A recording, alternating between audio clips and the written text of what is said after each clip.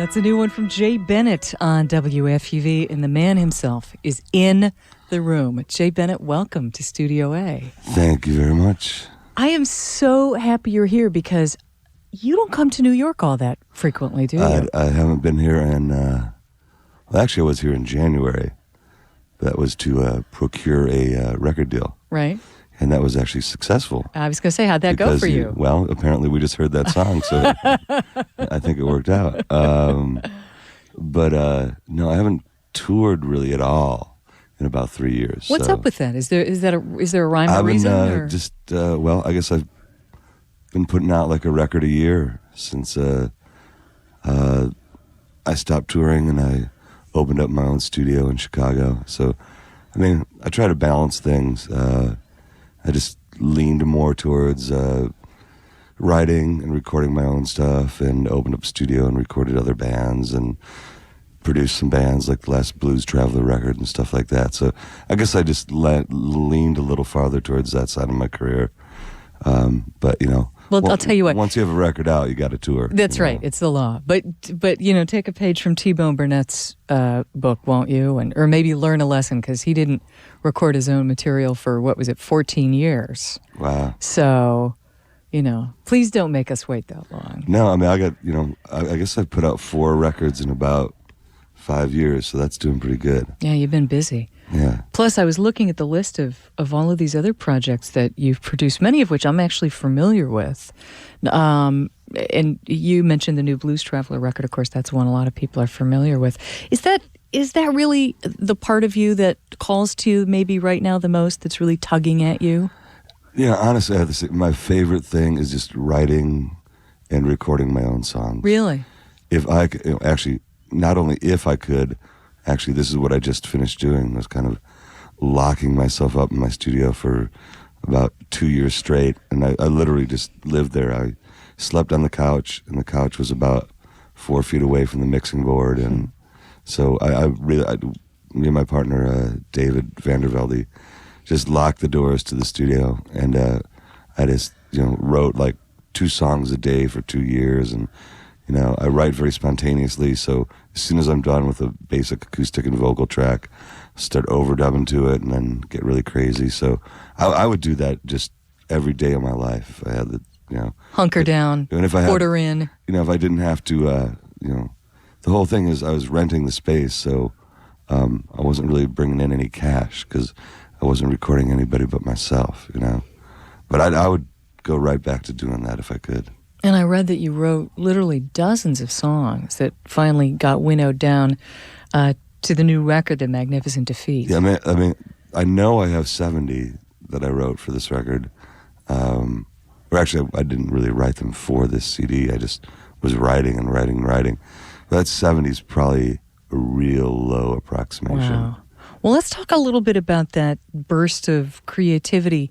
But would you play a song for us? Absolutely. To get things moving? Would, yeah. Good. I have to tell folks who, obviously we don't have a webcam turned on here, but Jay, this is hysterical. Jay's back is out, and I guess my back is out, and we're both in. Are you in agony, or are you? I will be by tonight. Okay. Yeah. Right now I'm kind of, I can just feel it coming on.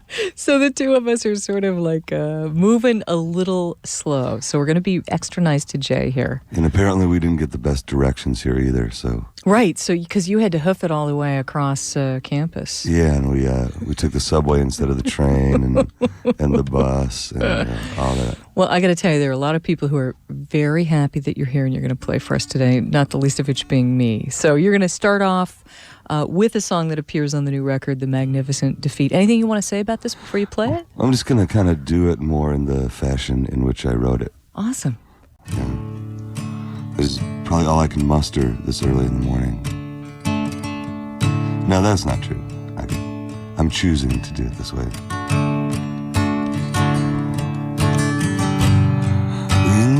You won't admit it, but I think I've been out all night.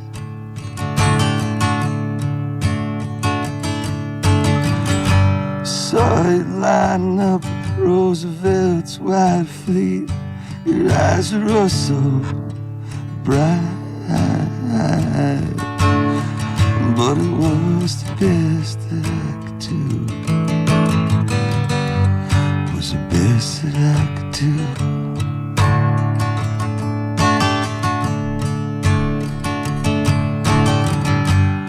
She was a pretty bad kisser, kept crying through her teeth all night.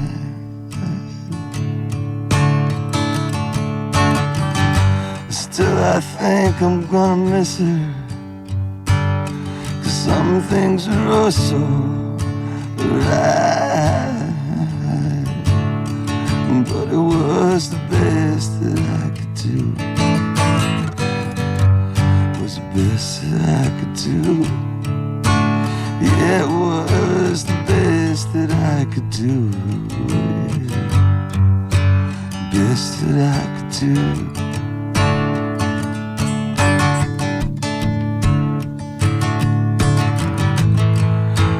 Can't keep my mind on you all the time. Can't keep my mind on you all the time.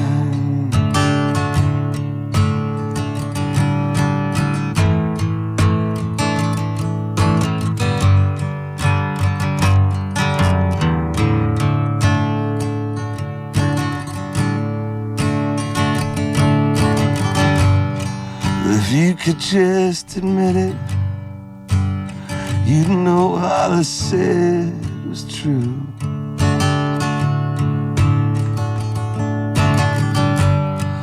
If I could just forget it, I might still be in love with you. Oh, but it was the best I could do. Yeah, yeah. Best that I could do. Yeah, it was the best that I could do. Best that I could do. Can't keep my mind on you all the time. Can't keep my mind on you all the time. I can't keep my mind on you all the time.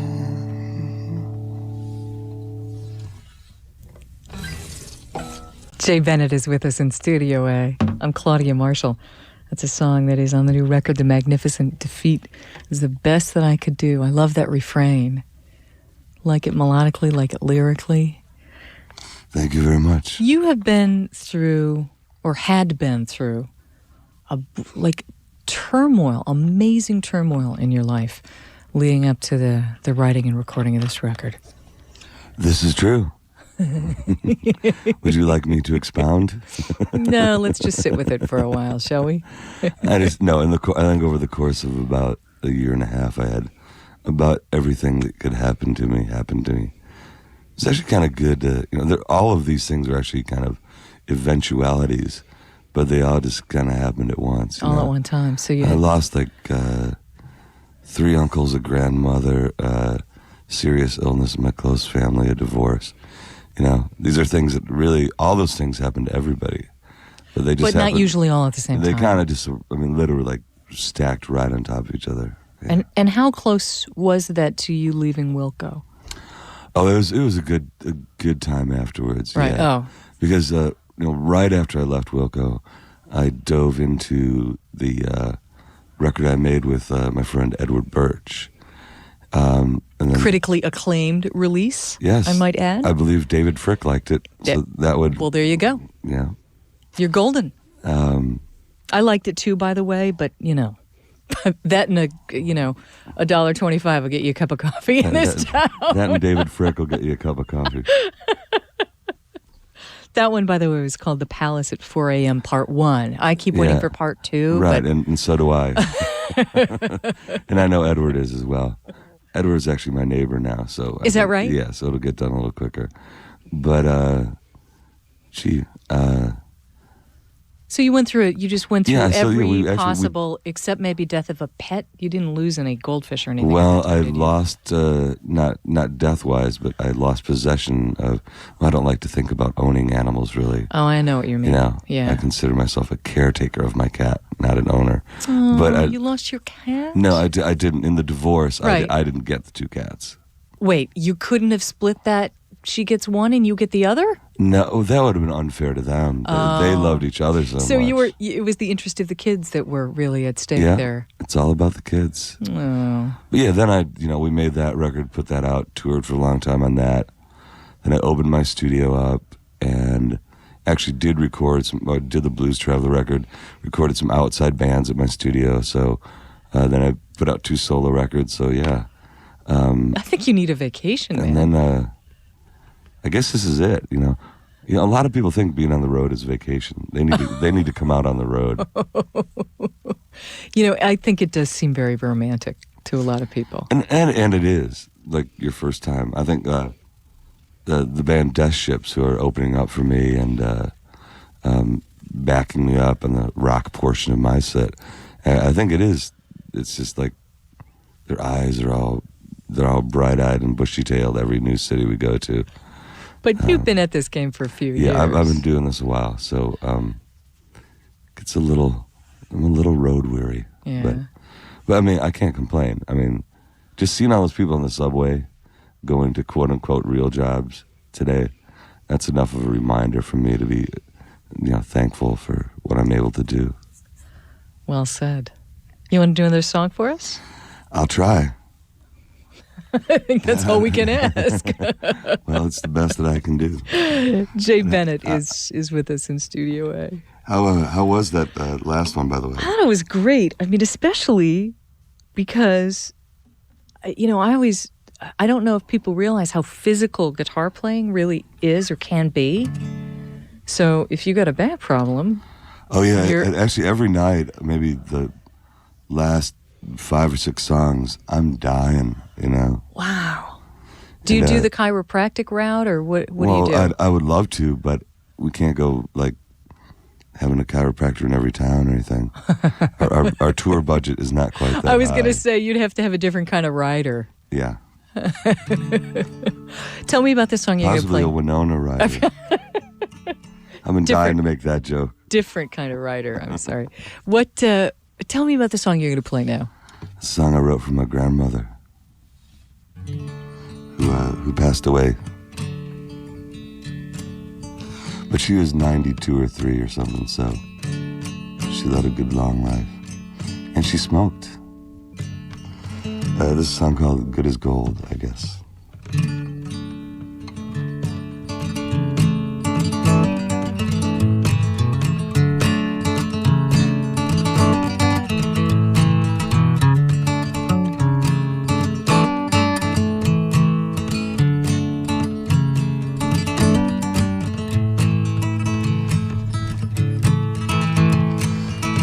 Looking through this album full of photographs of love we bought and sold. I'm reminded of the times we were as good as gold, as good as gold.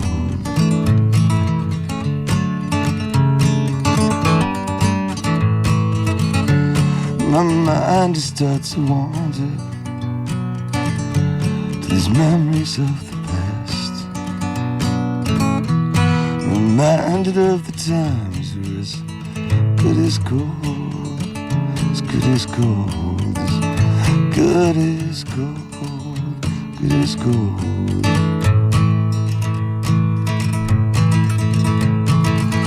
Why do I say something when there's nothing left to say? Why do you walk away, leave me for today? I don't know, but you're as good as gold, you're as good as gold, good as gold, good as gold.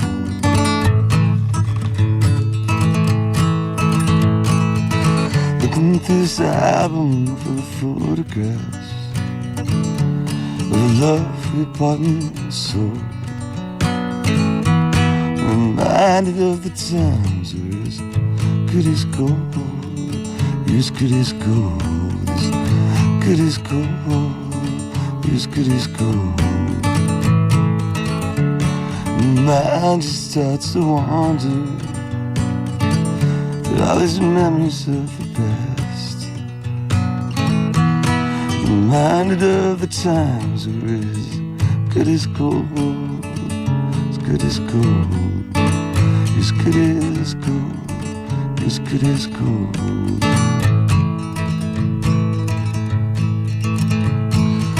Well, I say something when there's nothing left to say. Why do you walk away, especially today? I don't know, but you're as good as gold. You're as good as gold. Good as gold. As good as gold. As good as gold.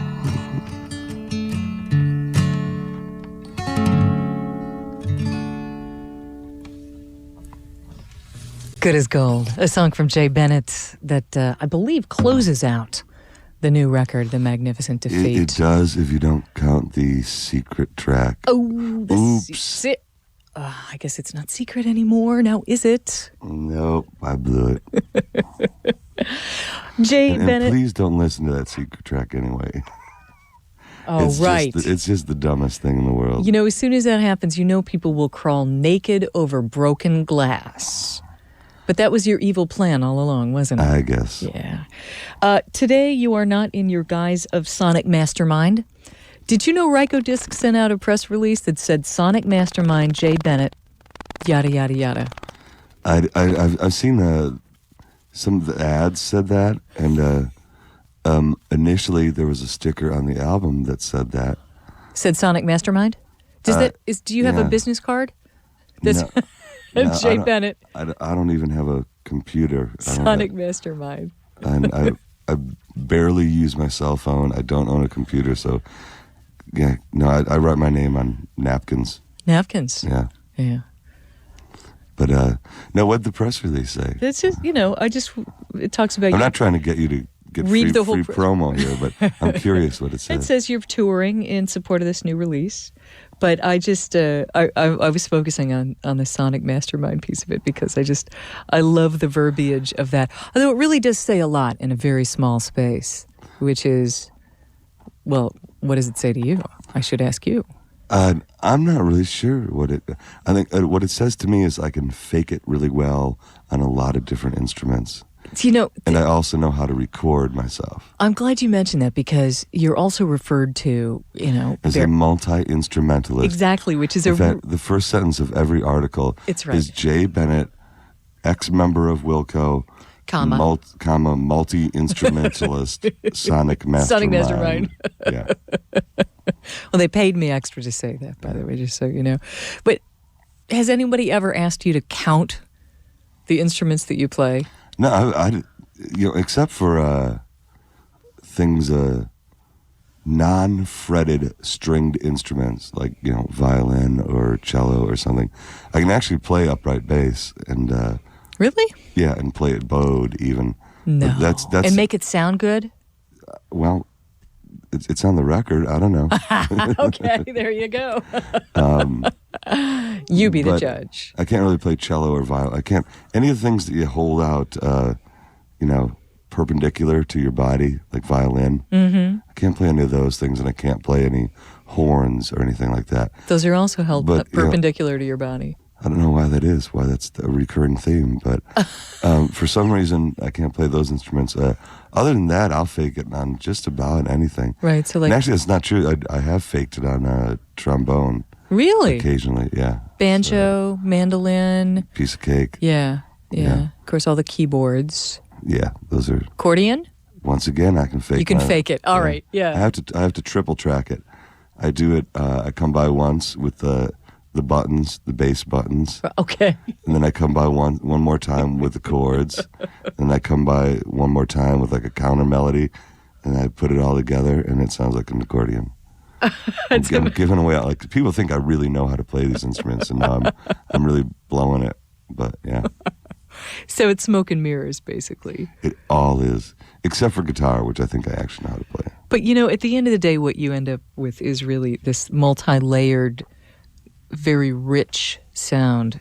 And I have to tell you, particularly with this Jay Bennett record, when I put it in, I just have to say, a huge Wilco fan, terribly upset about you leaving the band. It took me literally years to get over it. It took me 2 days. So. Well, good. We're all still... Sorry about that. We took care of the angst for you. But Sorry. I put this record in, and how it occurred for me was, this is the piece of Wilco that I miss. Thank you, and you'll be getting a lawsuit from Tony Margarita real soon. Great. Well, I'm probably only half joking about that. I'm really... Tony, if you're listening, hello, I love you so much. Tony works with Wilco, for folks who don't. No, Wilco works for Tony. Okay. Touché. I don't... I really wouldn't say it if it weren't true. I'm an honest guy. You did nail it, though. I'm probably pushing the envelope here, aren't I? But I won't go any further. It's your... It's all in good fun. It's your baby. Yeah, he's smiling, folks. Maybe that's a grimace. I don't know, from the back pain. But, you really said it yourself, though, about, when you are written about and spoken about. I put on a Jay Bennett record, and it's a local ordinance, I believe, that I have to say, ex-Wilco God or whatever, Jay Bennett. It is a local ordinance, which, once again, some people are trying to get changed. So if the petition comes your way... Yeah, they're trying to outlaw me from using the phrase ex-Wilco. You're not serious, are you? I'm completely dead serious. It's of course ridiculous, but yes, they are. Who's they? Tony Margarita? Tony Margarita. Is Jeff Tweedy in on this? They've made a pact with the devil, I believe, yes. Holy God. Okay. No, my manager Jefferson's here, but... I wouldn't say these... He's over there. He's waving his arms. No. I won't push it any further. All right. Good enough.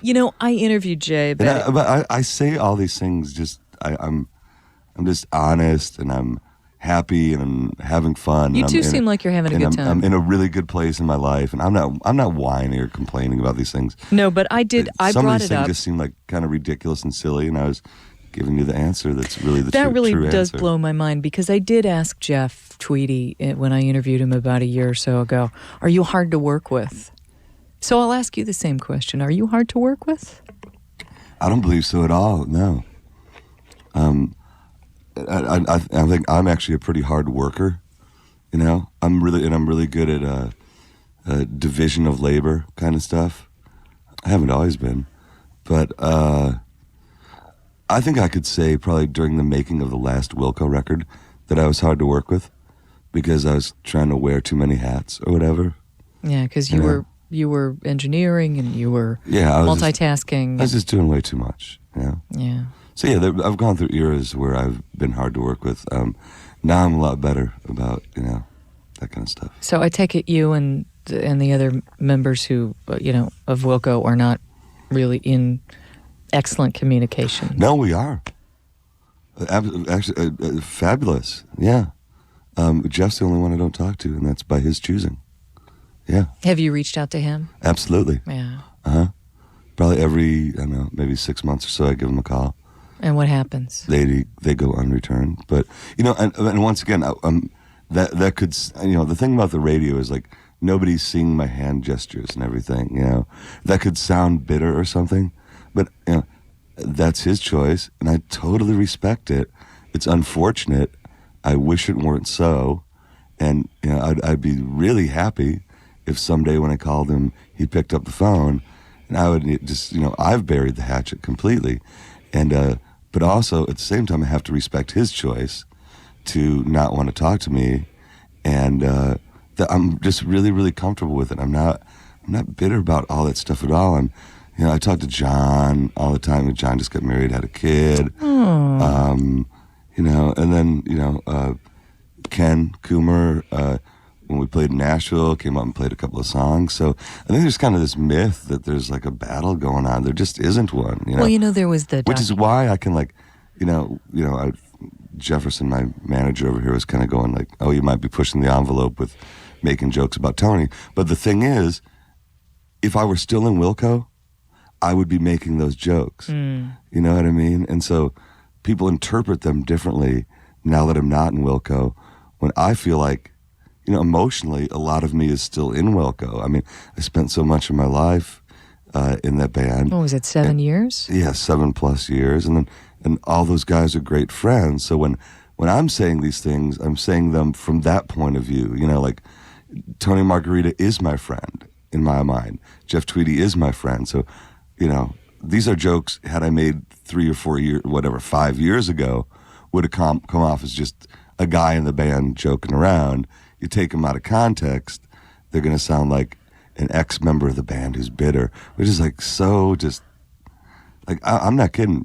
As soon as Edward and I started working on that Bennett Birch Palace at 4 a.m. record, I realized that it was a good thing for me to be out of Wilco, you know? Well, and that I had a lot of great times. There's certainly so many constraints of being in a band. Sure. And actually, I also really quickly understood why Jeff wanted to kind of run the ship, you know, because he hadn't had a chance to. You know, he'd been Uncle Tupelo all those years, where he kind of, you know, took second billing a little bit. That was Jay Farrar's band. Yeah, a little. You know, Jeff actually tended to write some of the songs that were more of my favorites, you know, but he definitely got fewer, and he definitely got kind of just a little bit second billing, you know. I mean, as the band went on, he got closer to being even, but you know, he'd just always been in bands since he was like 20, and he'd never done a solo thing, and never really been like the guy, the buck stops here kind of guy. So I totally respect and appreciate his decision to kind of just be the man in charge. It makes sense, you know? Right. And now you're the man in charge of your career. I guess, no, actually Jeff is. Yeah. Jeff, my manager. Yeah. Who's sitting here just in case he has to... There's too many Jeffs and Jays flying around. It's getting really hard to understand. Well, Jay Bennett is who we're talking to today. And I have to tell you, I'm a big fan of your work and of this record, Magnificent Defeat. Do you want to say anything about the title of the record? Triumph over adversity would be a synonym for what the title's all about. It sounds like a reflection of what has gone on for you these past few years. Yeah, and I've had that title in my head kind of the whole time I was working on the record. So it had to be named that. Well, you know, it's funny because the record company also sent out an EP, and I don't know how widely distributed it has been. Just like select radio stations, right. Actually, yeah. And it's called Replace You, which is, you know, reflects one of the songs that's on the record. Yeah, well, actually, you'll notice, like, I wrote that song with John Stewart. Well, there you go. Who's in Wilco, you know? There you go. It's hard not to read a lot into some of this stuff. It's like great soap opera material, I think. Yeah, unfortunately, I mean, I love it when everybody has their own interpretation of, say, my lyrics, you know? Seeing everybody have their own interpretation of my life gets a little weird sometimes. Like, no, that's not the way I meant it, or that was taken out of context, or whatever. Yeah, you know? yeah. And unfortunately, it happens pretty frequently. Probably happens with all singer-songwriters, though, don't you believe? Yeah, I'm sure. Yeah. You know, and being in a documentary doesn't help a lot. Well, see, that's the thing. We watched, you know, the filmmaker's version of Wilco seemingly disintegrate before our eyes, and it looked really painful. Yeah, and you're just, you know, you're seeing like the last 2 months of a band. Right. You know? So there's all of that. There are all of those other years and all the stuff that doesn't end up on camera or on the screen. Yeah. But, yeah, that was painful. Now, it would have been expensive to have, you know, a camera crew following us around for 7 years. But and probably a little dull. But, you know, it would have been more balanced, you know. You would have seen the band, you know, some of our absolute most, you know, joyful moments. Well, Fair and Balanced, the Fair and Balanced Wilco documentary yet to be made. Jay, I have to tell you. I'm gonna give no comment on that. Yeah, no, that's fine. That's fine. I'm the one who said that the fair and balanced remark. But I am grinning. Listen, I think this is really a fine record, and I hope you will come back to New York. You won't make us wait another 9 months or whatever it is. This town has always treated me really, really well, so of course I will. Well, you have a lot of love right here at WFUV. Well, thank you so much. You're welcome. Welcome back anytime. Jay Bennett's new record is called The Magnificent Defeat. It is on Ryko Disc. And by the way, I have to say, if you go to jaybennett.com... Tell the story. It's great. What do you see? There's a man in a... How do you describe this? It is just like a fishing cap, right? That's right. Standing in front of a boat, I guess. That's no man. That's Jay Bennett. So there you go. Well, it's no man. It's a Jeff man. just said that's no man. That's Jay Bennett. Well, it is a man It named is, Jay and Bennett. it is a Jay Bennett, and Yes. that's his website. Yes. Are you going to sue him, by the way, or No. No, he got it. I guess we got in touch Right. with him, and we were trying to get it. And it's funny. It's always been just that one page. It's one page of this guy holding a bunch of fish up. And he's seriously, like, he turned us down. And mine is J underscore J dash. dash Bennett.com? But yeah, I mean, go to jaybennett.com. It's worth it just It is. to see. It's really hysterical. Maybe we can give that guy enough publicity, you know. Like, but it's now like 5 years that it's just been that one picture. It's great. It is. Well, Jay, it's really a pleasure to have you back, and good luck with this new record. Thank you very much. I'm hoping it does well. You know, doing my best. Well, let's play another track from it now on WFUV.